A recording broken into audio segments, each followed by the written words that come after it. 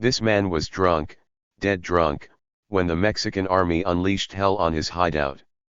As he was being taken away, he turned around and threatened, saying, "You have no idea who you're dealing with." This was Santiago Mizo Lopez, one of the most mysterious and important figures in the drug underworld. He was so important that just days after his capture, an armed group of cartel hitmen tried unsuccessfully to get him out of his cell. Why did the cartel bother to free a man who was stupid enough to be captured? This is because Santiago was the legendary El Pizzolera, a stew maker, a man who has mastered the art of making bodies disappear. To understand how a man like Santiago became El Pizzolera, what a stew maker is, and why this role was so important to the cartels, we need some context. After the fall of the Guadalajara cartel in the late 80s, Miguel Felix Gallardo was arrested, and this led to the split of his cartel into three different factions. One such group was the incredibly infamous Oriana Felix cartel, which was controlled by the equally infamous Oriana Felix brothers, Benjamin and Roman Oriana Felix. This dynamic pair controlled important trade routes from Tijuana to Baja California. Routes that were also needed by the Sinaloa cartel. The rivalry predictably turned bitter and ushered in an era of violence the likes of which Mexico had never seen. From kidnapping to murder and every other violence you can imagine, people died by the thousands, mostly innocent people. The punishers dumped the bodies into rivers, clogging sewer systems and hanging them from bridges. It was an eyesore until one day the corpses stopped. To an outside observer, this would be a good thing, because fewer bodies means fewer casualties. Right? But that's not true. On average, 30,000 people went missing every year from '96 to the end of 2000, but where were all these bodies? Santiago Mizo Lopez was born in Sinaloa, Mexico in 1964. Like many people in Sinaloa at the time, Santiago was born into poverty and, to make matters worse, he had 9 brothers and sisters. This harsh reality forced Santiago to become independent from a very young age.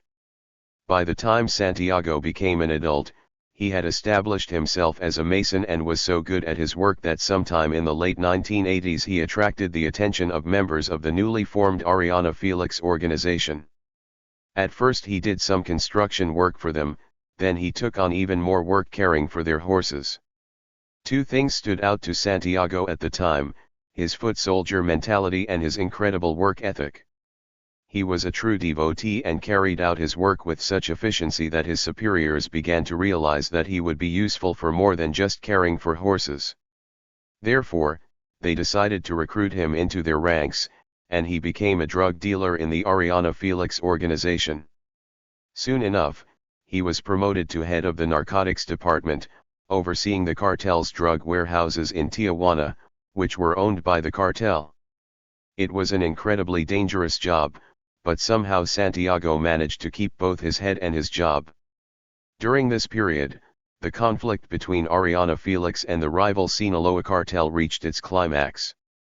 Within a few months, several thousand people were killed, and their mutilated bodies were scattered throughout the city. This level of violence put the Mexican army and police on high alert and attracted the attention of American law enforcement agencies such as the DEA and the FBI. The cartel began to realize the seriousness of their situation if they were unable to find an effective method of disposing of the bodies. The same bodies would lead to them and lead to their capture. So, in 1996, the Oriana brothers sought professional advice from mysterious foreign criminals who had experience in disappearing bodies. Their advice was diabolically simple: instead of throwing away the bodies, turn the flesh into paste and grind the bones into dust. This method of disposing of bodies, inspired by Hollywood horror, appealed to the Oriana brothers. This was ingeniously cost-effective and left no DNA traces that could lead to them. The only problem was trust. And they instructed the drug lords to find someone suitable, and the obvious choice at that time was Santiago Mizo Lopez. They conducted a small experiment with this man, calling him his own Manhattan Project. Santiago was invited into a room where there was a 200-liter cylindrical barrel filled with a caustic solution of caustic soda, mixed with water and other chemicals, and then Santiago was ordered to lower a huge piece of meat into the solution and stir it until completely dissolved. Now I can't tell you what was going on in Santiago's head when he was conducting this strange experiment, but I'm sure it was quite obvious because 6 months later Santiago was invited to a second experiment. The conditions were the same except for two things. First, there was an audience of minions who also wanted to learn and work closely with Santiago. And secondly, instead of pieces of meat, the subject of the experiment was a dead victim. Santiago was ordered to cut up the victim and stuff the body into a 200-liter barrel with a caustic solution. They all watched as the liquid foamed and turned red. They then left the body in the liquid overnight. By the time they returned the next morning, what was left of the corpse was a sticky mass of organic sludge with bone fragments protruding. It worked. Work began almost immediately. $600 a week was Santiago's fee. This was his payment for making people disappear. When things were going well, Santiago received over 30 bodies a month, and these bodies were delivered to a pre-designated location, either by a bell or by the flash of headlights. He knew the exact location to pick up the corpses he would be disposing of. Santiago always made sure he had plenty of solution. He invested a lot of money in barrels, bought enough latex gloves to last him for a year, and also stocked up on gas masks to protect himself and his crew from the terrible stench fumes emanating from the liquefying bodies. Fragments of bones and teeth were buried in the fields. This is how Santiago received the nicknames El Pozolera. El Pozolera translates to the one who cooks pozole. Pozole is a Mexican stew made from hominy and meat with other garnish ingredients. And the process of mixing bodies in this mixture looks and feels very similar to stirring a pot of pozole. Barrels of dissolved people were loaded into pickup trucks and, under the cover of darkness, dumped from cliffs and canyons where no one would have thought to look for them. However, as Santiago gained more experience in this macabre craft, he created a more efficient drainage system because the remains were too heavy. Santiago was a performer. The very fact that he lived long enough proves that he never gave his bosses a reason to complain.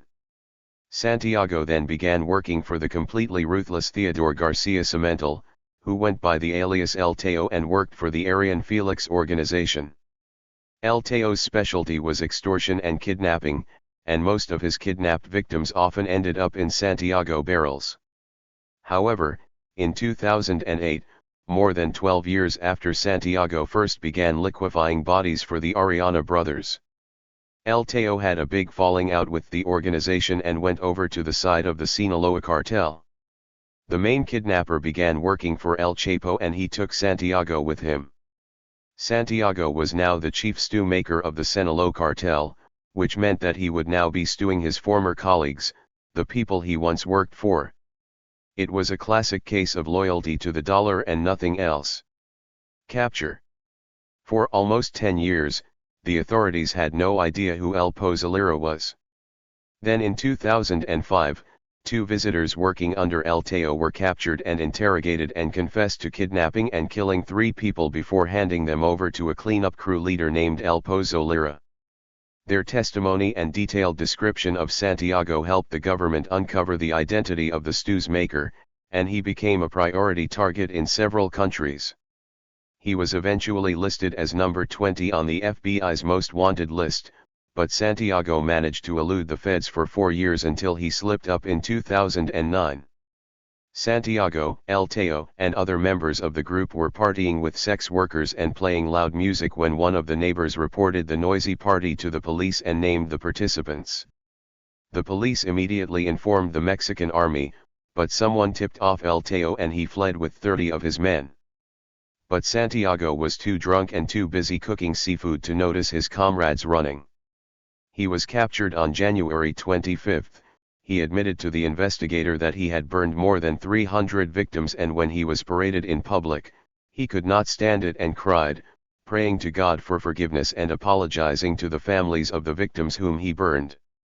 According to him, he wasn't a monster, he wasn't a murderer or even a drug dealer, he was just a man doing the job of putting food on the table, but no one was buying it. Santiago refused to cooperate with the police and refused to reveal the location of the victims he burned. Simply put, he refused to report. Then there was a problem with his claim that he only dissolved 300 victims. Apparently this was a lie, and the reason it was a lie was because of a place called the Chicken Coop.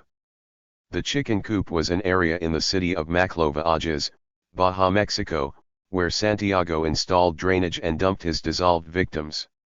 Essentially it was a cemetery for liquid people. In his own words, it was the devil who moved these human remains because they weighed too much. After we poured everything out, the barrels were put into storage. We also flushed the drains with hot water because residue was stuck to the pipes. Santiago used this place for at least a year and a half, until the Mexican army raided the place. However, they didn't find anything because they didn't know what to look for. In August 2017, 3 new graves were discovered containing at least 7,000 human fragments and 2,000 teeth, confirming authorities' fears. Santiago's body count was not 300, but tens of thousands. Already about 15,000 fragments of remains have been found in another area that Santiago used called Localeria.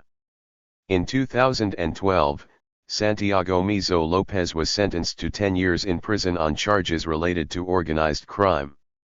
Despite the fact that dissolved remains are still found every 2 months, and despite the fact that Santiago does not deny the heinous crime, he has not yet been charged with dissolving corpses. The reason for the delay remains a mystery to many, but some people have their own theories. Governments have been involved in the cartel several times in the past, and many believe that some corrupt individuals in the government are protecting El Pozo Lira. He is due to be released this year after serving a 10-year sentence, and there are many fears, especially from the family of his victims, that he will become a free man. Time will tell whether El Pozo Lira will answer for the crime.